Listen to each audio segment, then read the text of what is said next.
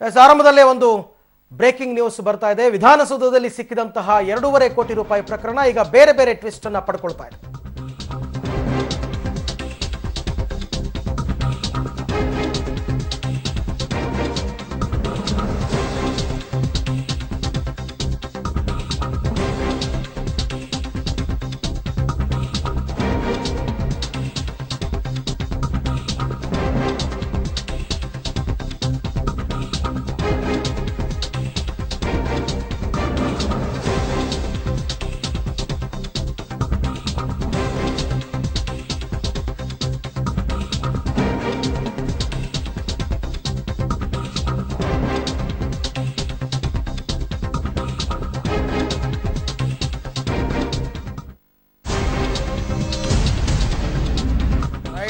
ವಿಧಾನಸೌಧದಲ್ಲಿ 2.5 ಕೋಟಿ ರೂಪಾಯಿ ಸಿಕ್ಕಿದ ಪ್ರಕರಣಕ್ಕೆ ಸಂಬಂಧಪಟ್ಟಂತೆ ಬೆಂಗಳೂರಿನ HM ಸಿದ್ಧಾರ್ಥ್ ಅನ್ನೋ ವಕೀಲರು ಈ ಹಣವನ್ನ ಸಾಗಿಸ್ತಾ ಇದ್ರು. ಅವರ ವೋಕ್ಸ್ ವ್ಯಾಗನ್ ಕಾರಿನಲ್ಲಿ ಸಾಗಿಸ್ತಾ ಇದ್ರು ಅಂತಕ್ಕಂಥ ಮಾಹಿತಿ ಈಗ ಲಭ್ಯವಾಗ್ತಾ ಇದೆ. ಅದಕ್ಕಿಂತ ಬಹಳ ಮುಖ್ಯವಾದದ್ದು, ಯಾರೋ ಉತ್ತರ ಕರ್ನಾಟಕದ ಪ್ರಭಾವಿ ಸಚಿವರೊಬ್ಬರಿಗೆ ಸೇರಿದಂತಹ ಹಣ ಇದು ಅಂತಕ್ಕಂಥ ಮಾಹಿತಿ ಕೂಡ ಸುಳಿವು ಈಗ ಲಭ್ಯವಾಗ್ತಾ ಇದೆ.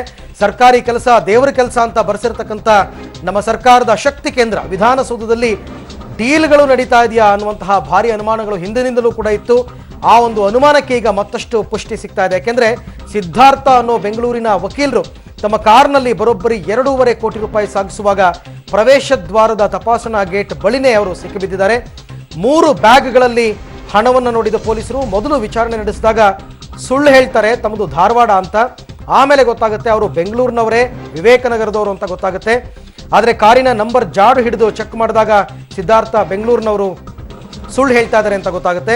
ಪೊಲೀಸರು ಕೂಡ ಇನ್ನೂ ವಿಚಾರಣೆಯನ್ನು ಮುಂದುವರಿಸಿದ್ದಾರೆ. ಮೂಲಗಳ ಪ್ರಕಾರ ಉತ್ತರ ಕರ್ನಾಟಕದ ಪ್ರಭಾವಿ ಸಚಿವರೊಬ್ಬರಿಗೆ ಸಂಬಂಧಪಟ್ಟ ಹಣ ಇದು ಅಂತ ಗೊತ್ತಾಗಿದೆ. ಹಾಗಾಗಿ ಈ ಪ್ರಕರಣದಿಂದ ಭಾರಿ ಅನುಮಾನಗಳು ಕೂಡ ಶುರುವಾಗಿದೆ. ಹಾಗಾದರೆ ಆ ಸಚಿವರು ಯಾರು? ಆ ಸಚಿವರು ವಿಧಾನಸೌಧಕ್ಕೆ ಯಾಕೆ 2.5 ಕೋಟಿ ರೂಪಾಯಿಯನ್ನ ತರಿಸ್ಕೊಂಡಿದ್ರು? ಏನಾದರೂ ಡೀಲ್ಗ ಮತ್ತೊಂದ? ಇದ್ರ ಬಗ್ಗೆ ಕೂಡ ಈಗ ವಿಚಾರಣೆ ಮುಂದುವರೆದಿದೆ. ಇನ್ನು ಮತ್ತೊಂದು ಬ್ರೇಕಿಂಗ್ ನ್ಯೂಸ್ ಇದೆ, ಬನ್ನಿ ನೋಡೋಣ ಏನು ಅಂತ ಅಂದ್ಬಿಟ್ಟು.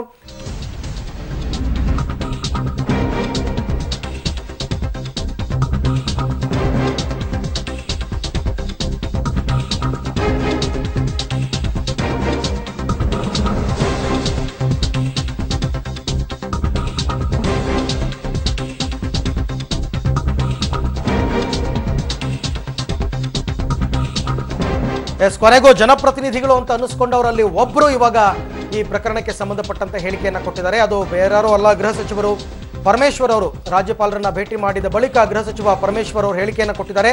ಪ್ರಕರಣದ ಬಗ್ಗೆ ಮಾಹಿತಿಯನ್ನ ಕೋರಿದ್ದೇನೆ, ಮಾಹಿತಿಯನ್ನ ತರಿಸ್ಕೊಂಡು ಆನಂತರ ನಾನು ನಿಮಗೆ ಬ್ರೀಫ್ ಮಾಡ್ತೀನಿ ಅಂತಕ್ಕಂಥ ಹೇಳಿಕೆಯನ್ನ ಪರಮೇಶ್ವರ್ ಅವರು ಕೊಟ್ಟಿದ್ದಾರೆ. ಅಂದ್ರೆ ಬಹುತೇಕ ಜನಪ್ರತಿನಿಧಿಗಳನ್ನ ಮಾಧ್ಯಮದವರು ಈ ಪ್ರಕರಣದ ಬಗ್ಗೆ ರಿಯಾಕ್ಷನ್ ಕೇಳೋದಕ್ಕೆ ಹೋದಾಗ ಅದರಲ್ಲಿ ಪರಮೇಶ್ವರ್ ಅವರು ಮಾತ್ರ ಈಗ ರಿಯಾಕ್ಟ್ ಮಾಡಿದ್ದಾರೆ.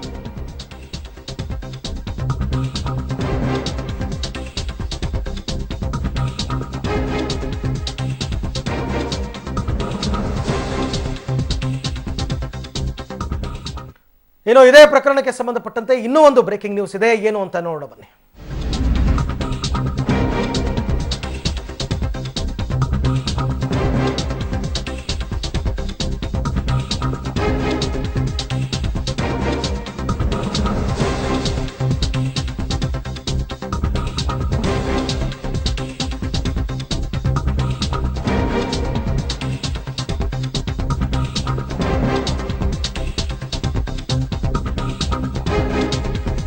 $2.5 ಕೋಟಿ ರೂಪಾಯಿ ಪ್ರಕರಣ. ಈ ಪ್ರಕರಣಕ್ಕೆ ಸಂಬಂಧಪಟ್ಟಂತೆ ಈಗ ವಿಧಾನಸೌಧ ಠಾಣೆಯಿಂದ ಪ್ರಕರಣವನ್ನ ಕಬ್ಬನ್ ಪಾರ್ಕ್ ಠಾಣೆಗೆ ವರ್ಗಾವಣೆಯನ್ನ ಮಾಡಲಾಗಿದೆ. ಈ ವಿಚಾರಣೆ ಇಲ್ಲಿ ಆಗಬೇಕು ಅಂತಕ್ಕಂಥದ್ದು. ಸೊ 2.5 ಕೋಟಿ ರೂಪಾಯಿ ಜಪ್ತಿ ಪ್ರಕರಣಕ್ಕೆ ಸಂಬಂಧಪಟ್ಟಂತೆ ಈಗ ಪ್ರಕರಣವನ್ನ ವರ್ಗಾವಣೆ ಮಾಡಲಾಗಿದೆ ವಿಧಾನಸೌಧ ಪೊಲೀಸ್ ಸ್ಟೇಷನ್ ಇಂದ. ಈಗ ಇದು ಅಂದ್ರೆ ಜುಡಿಷಿಯಲ್ ಕಸ್ಟಡಿ ಅಂತಕ್ಕಂಥದ್ದು ಯಾವ ಸ್ಟೇಷನ್ ಲಿಮಿಟ್ಸ್ಗೆ ಬರುತ್ತೆ ಅನ್ನೋದ್ರ ಮೇಲೆ ಹೋಗುತ್ತೆ.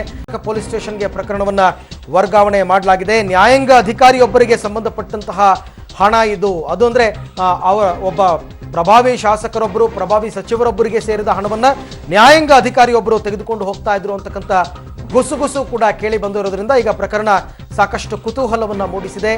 ಯಾರು ಆ ಅಧಿಕಾರಿ ಅಂತಕ್ಕಂಥದ್ದು ಈಗ ಎಲ್ಲರಲ್ಲೂ ಉದ್ಭವ ಆಗಿರತಕ್ಕಂಥ ಪ್ರಶ್ನೆ.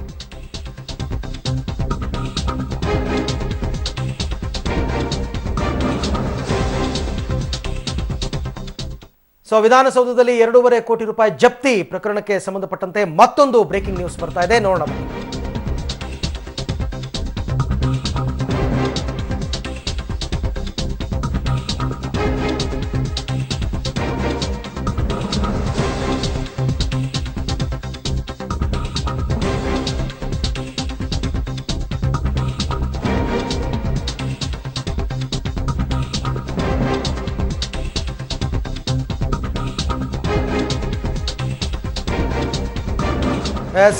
ವಿಚಾರಣೆಯ ವೇಳೆ ಸಿದ್ಧಾರ್ಥ್ ಅವರು ಹೇಳಿರ್ತಕ್ಕಂಥ ಹೇಳಿಕೆ, ನ್ಯಾಯಾಂಗ ವ್ಯವಸ್ಥೆಯಲ್ಲಿ ಇರುವ ವ್ಯಕ್ತಿಯೊಬ್ಬರಿಗೆ ಈ ದುಡ್ಡು ಸೇರಿದ್ದು ಅಂತಂದ್ಬಿಟ್ಟು ವಿಚಾರಣೆಯ ವೇಳೆ ಪೊಲೀಸರ ಮುಂದೆ ಸಿದ್ಧಾರ್ಥ್ ಬಾಯ್ಬಿಟ್ಟಿದ್ದಾರೆ. ಸಿದ್ಧಾರ್ಥ್ ಅವರೇ ಸ್ವತಃ ಕಾರ್ನಲ್ಲಿ ಈ ಹಣವನ್ನು ತಂದಿದ್ರು. ಅದು ವಿಧಾನಸೌಧಕ್ಕೆ ಎಂಟರ್ ಆದಂತಹ ಸಂದರ್ಭದಲ್ಲಿ ಭದ್ರತಾ ತಪಾಸಣೆಯ ಸಂದರ್ಭದಲ್ಲಿ 2.5 ಕೋಟಿ ರೂಪಾಯಿ ಹಣ ಇವರ ಕಾರ್ನಲ್ಲಿ ಸಿಕ್ಕಿತ್ತು. ಅದಾದ ನಂತರ ಅವರನ್ನ ವಶಕ್ಕೆ ಪಡೆದಂತಹ ವಿಧಾನಸೌಧ ಪೊಲೀಸರು ವಿಚಾರಣೆಯನ್ನ ಸತತ 2 ಗಂಟೆಗಳ ತನಕ ನಡೆಸಿದ್ದಾರೆ. ಗೌಪ್ಯವಾಗಿ ವಿಚಾರಣೆಯನ್ನ ನಡೆಸಲಾಗ್ತಾ ಇದೆ. ಈ ಸಂದರ್ಭದಲ್ಲಿ ನ್ಯಾಯಾಂಗ ವ್ಯವಸ್ಥೆಯಲ್ಲಿ ಇರುವಂತಹ ವ್ಯಕ್ತಿಯೊಬ್ಬರಿಗೆ ಸೇರಿದಂತಹ ಹಣ ಇದು ಅಂತಂದ್ಬಿಟ್ಟು ಸಿದ್ಧಾರ್ಥ್ ಹೇಳಿಕೆಯನ್ನ ನೀಡಿದ್ದಾರೆ. ಹಾಗೆಯೇ ಪೊಲೀಸರು ಕೂಡ ಇದಕ್ಕೆ ಸಂಬಂಧಪಟ್ಟ ಎಲ್ಲಾ ದಾಖಲೆಗಳು, ಅಂದ್ರೆ ಹಣಕ್ಕೆ ಸಂಬಂಧಪಟ್ಟ ದಾಖಲೆಗಳು, ಅದು ವೈಟ್ ಮನಿನ ಬ್ಲ್ಯಾಕ್ ಮನಿನ, ಆ ವೈಟ್ ಮನಿ ಆದ್ರೆ ಅದಕ್ಕೆ ದಾಖಲೆಯನ್ನ ಕೊಡಬೇಕಾಗುತ್ತೆ. ದಾಖಲೆಗಳು ಯಾವುದೂ ಇಲ್ಲ ಅಂತಂದ್ರೆ ಅದನ್ನ ಬ್ಲ್ಯಾಕ್ ಮನಿ ಅಂತ ಕನ್ಸಿಡರ್ ಮಾಡಬೇಕಾಗುತ್ತೆ. ಹಾಗಾಗಿ ಪೊಲೀಸರು ಕೂಡ ಆ ಹಣದ ವಾರಸುದಾರ್ ಯಾರು, ಏನು ಎತ್ತ, ಇದಕ್ಕೆ ದಾಖಲೆ ಕೊಡಿ ಅಂತ ಸಿದ್ಧಾರ್ಥ್ ಅವರಿಗೆ ಸೂಚನೆಯನ್ನ ಕೊಟ್ಟಿದ್ದಾರೆ. ಈ ಬಗ್ಗೆ ಮತ್ತಷ್ಟು ಮಾಹಿತಿಯನ್ನು ಪಡೆಯೋಣ ನಮ್ಮ ಪ್ರತಿನಿಧಿ ನರಸಿಂಹಮೂರ್ತಿ ಅವರಿಂದ. ನರಸಿಂಹಮೂರ್ತಿ, ಸಾಕಷ್ಟು ಟ್ವಿಸ್ಟ್ ಅನ್ನ ಪಡ್ಕೊಂಡ್ಬಿಡ್ತು ಏಕಾಏಕಿ ಈ ಪ್ರಕರಣ. ಮೊದಲು ಯಾರಿಗೋ ಲಂಚ ಕೊಡಕ್ಕೆ ತಂದಿದ್ದಾರೆ ಅಂತ ಅನ್ಕೊಂಡ್ವಿ, ಆಮೇಲೆ ನ್ಯಾಯಾಂಗ ವ್ಯವಸ್ಥೆ ಅಧಿಕಾರಿ ತನಕ ಬಂದು ನಿಂತಿದೆ. ಸೊ ಅಪ್ಡೇಟ್ಸ್ ಏನ್ ಸಿಕ್ತವು ನರಸಿಂಹಮೂರ್ತಿ? ಖಂಡಿತ ಅರವಿಂದ್, ಯಾಕಂತ ಹೇಳಿದ್ರೆ ಸಿದ್ಧಾರ್ಥ್ ಹಣವನ್ನ ತೆಗೆದುಕೊಂಡು ವಿಧಾನಸೌಧದ ಒಳಗೆ ಬರುವಾಗ ಒಂದು ಭದ್ರತಾ ಪೊಲೀಸರು ತಪಾಸಣೆಯನ್ನ ನಡೆಸಿದಾಗ ಅವರ ಡಿಕ್ಕಿಯಲ್ಲಿ ಹಣವಿರುತ್ತೆ. ಆಗ ಆತ 70 ಲಕ್ಷ ಹಣವಿದೆ ಅಂತ ಹೇಳ್ತಕ್ಕಂತಹದ್ದು ವಕೀಲರು.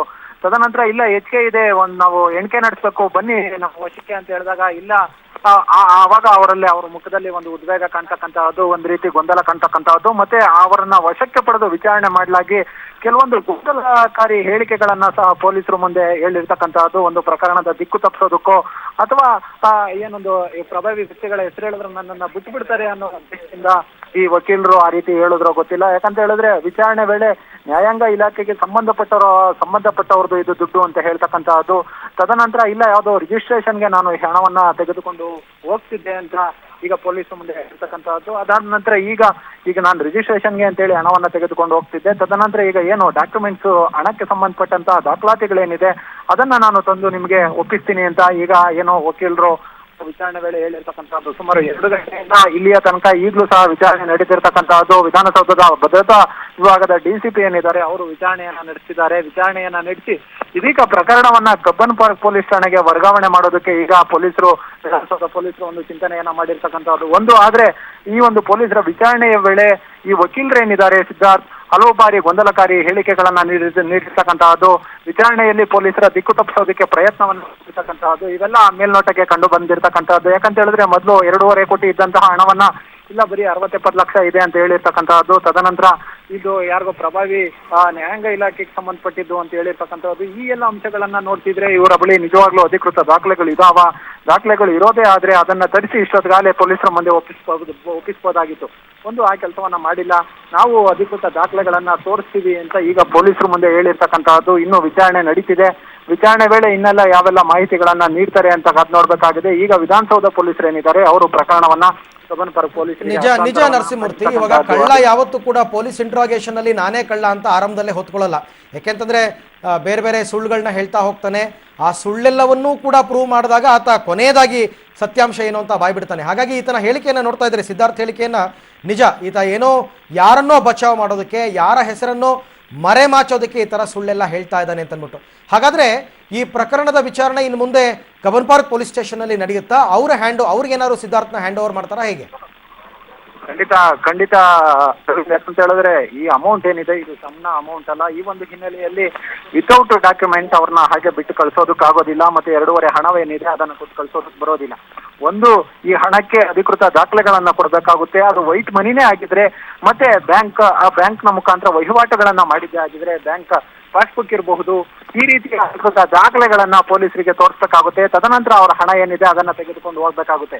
ಈಗ ವಕೀಲರು ಪೊಲೀಸರಿಗೆ ಹೇಳ್ತಿರ್ತಕ್ಕಂತಹದ್ದು, ಸಿದ್ಧಾರ್ಥರವರು ಈಗ ನಾನು ಒಂದು ರಿಜಿಸ್ಟ್ರೇಷನ್ಗೋಸ್ಕರ ಈ ಹಣವನ್ನ ತೆಗೆದುಕೊಂಡು ಹೋಗ್ತಿದ್ದೆ ಅಂತ ಈಗ ಪೊಲೀಸರಿಗೆ ಮಾಹಿತಿಯನ್ನ ಕೊಟ್ಟಿದ್ದಾರೆ. ಆದ್ರೆ ಈ ಪ್ರಕರಣ ಹೇಳೋದಕ್ಕೂ ಮುಂಚೆ ಆದ್ರೆ ಹಲವಾರು ಗೊಂದಲಕಾರಿ ಹೇಳಿಕೆಗಳನ್ನ ಸಹ ಅವರು ನೀಡಿರ್ತಕ್ಕಂತಹದ್ದು. ಇವರ ಹೇಳಿಕೆ ಯಾವುದು ಸತ್ಯ ಯಾವುದು ಅಸತ್ಯ ಅನ್ನೋ ಆ ಒಂದು ಅಭಿಪ್ರಾಯ ಒಂದು ಇದನ್ನ ಹುಟ್ಟಾಕಿರೋದಂತೂ ಸತ್ಯ. ಯಾಕಂತ ಹೇಳಿದ್ರೆ ಮೊದಲು ಯಾರೋ ಒಬ್ರು ಪ್ರಭಾವಿ ವ್ಯಕ್ತಿಗಳಿಗೆ ಸೇರಿದ್ದು ಅಂತ ಇವರು ಹೇಳಿ ಈ ಒಂದು ಅವರ ವಿಚಾರಣೆ ವೇಳೆ ಹೇಳಿಕೆಯನ್ನ ಕೊಟ್ಟಿರ್ತಕ್ಕಂತಹದ್ದು. ಯಾವ ಪ್ರಭಾವ ವ್ಯಕ್ತಿಗೆ ಹಣ ಸೇರಿದೆ ಅನ್ನೋ ಅನುಮಾನ ಸಾರ್ವಜನಿಕರಲ್ಲಿ ಮೂಡುತ್ತೆ.